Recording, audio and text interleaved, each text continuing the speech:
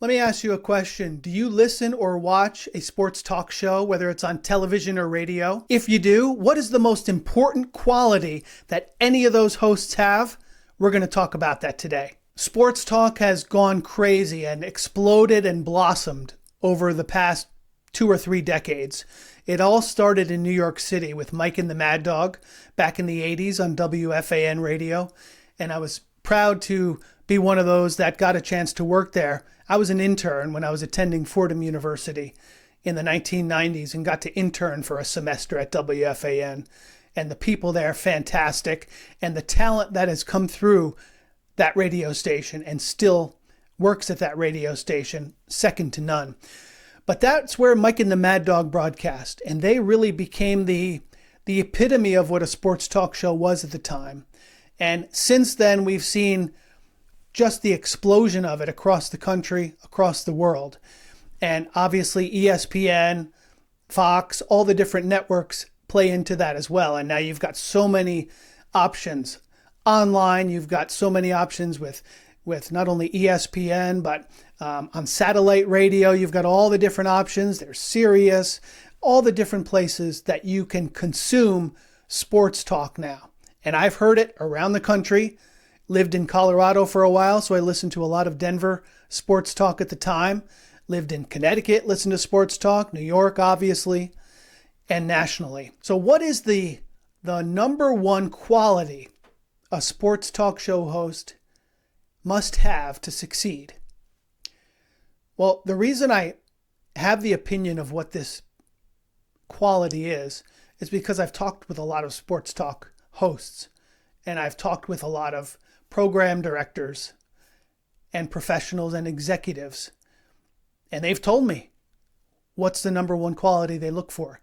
It doesn't mean you don't have the other qualities that are necessary, but there's one that's most important. And I'm going to share that with you in just a second. But first, let's talk about a couple of the other qualities that you definitely need if you're going to be a sports talk host. Number one, you need knowledge. That's no surprise. You need knowledge, a deep knowledge of whatever you're going to be talking about. And it's obviously going to be compartmentalized depending on your audience. So if I'm doing a talk show in New York City, I've got to have a deep knowledge of the New York teams, the New York landscape, the New York historical picture. That's first and foremost the most important. I've still got to know about what's going on with LeBron and the Lakers. I've still got to know about who the hottest coach is in the NFL and who the baseball free agent is. And I've got to have a solid grasp on all of that.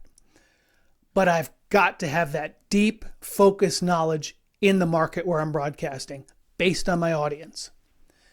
If you're a national talk show host like Freddie Coleman on ESPN, or name another one, Dan Patrick or Colin Cowherd or whoever, you've got to have a much wider knowledge. Your lens is much wider because you're not focused on one town, one city, one sport.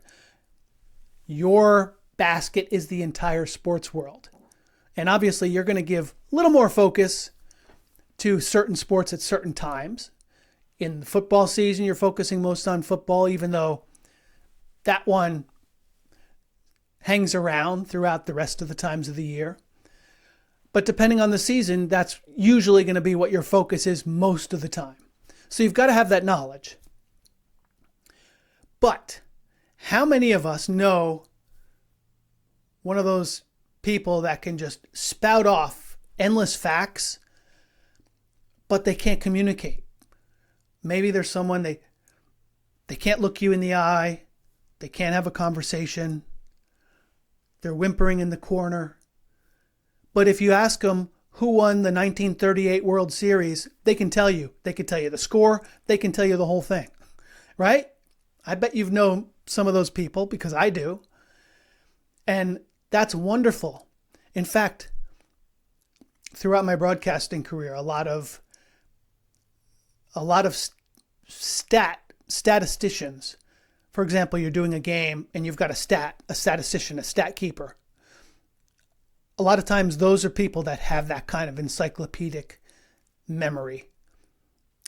ESPN, they've got stat departments, and a lot of the brainiacs who just have a talent, have an ability to remember things and facts and figures, and just they're remarkable people.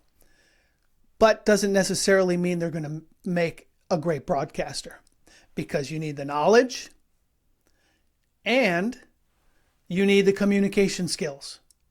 So that's extremely important. You've got to be able to talk. As I'm talking now into this camera, just me here in the room, nobody else. But somehow I've got to be able to talk and make it feel like a one-on-one conversation, because there's just one of you, there's only one of me, and we're talking with each other. So I've got to look you in the eye. I've got to look you in the eye and be able to have a conversation. Make it fun, make it engaging. There's a lot of people better at it than me. Hopefully I'm decent. You seem to be here still, so that's good. And hopefully you've subscribed. So that's the only thing that I asked today. But you've got to be able to have the communication skills. So a sports talk host, yes, they've got to have the knowledge, without question. They've got to have the communication skills. They've got to be able to get their ideas across. Those are important. The third one, before I get to the final and most important in my opinion, the third one is they've got to be able to work well with a team. What do I mean by that?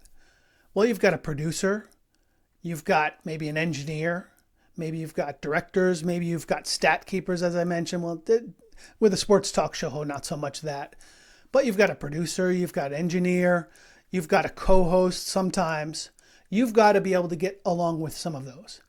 I can remember those days at WFAN where I would see partners working together. I'm not going to say who. And they would get into tiffs. They would get into arguments, which happens. You're working so closely with someone. It happened to me when I was broadcasting minor league baseball in a booth closely with my buddy Bill. Game after game after game, sometimes we'd get on each other's nerves. And in a sports talk scenario, you've got to be able to work with the team regardless of if you get on each other's nerves. So when I used to teach the students at Fordham University, when I was the sports director, we'd have the meeting.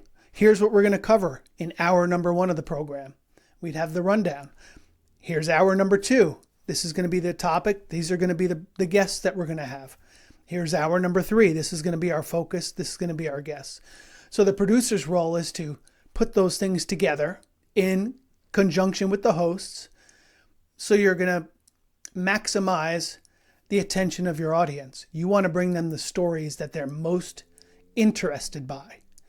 And that's a whole other show that we could do here on Sportscasters Club. But as a talk show host, you've got to be able to play nicely in the sandbox. You've got to be able to get along with others. You've got to be able to have those conversations in those meetings. And let's say your engineer goes to break too soon. You've got to be able to say, hey, can you give me a second before you do that? Or I'll let you know when it's time to go to break. Or when the producer says something in your earphone, we have this caller or this guest or whatever it is, you've got to be able to interact with them and play nicely with the team. So that's important as a sports talk show host. A program director may come to you and say, today we really want to focus on this story and this angle because of X, Y, and Z.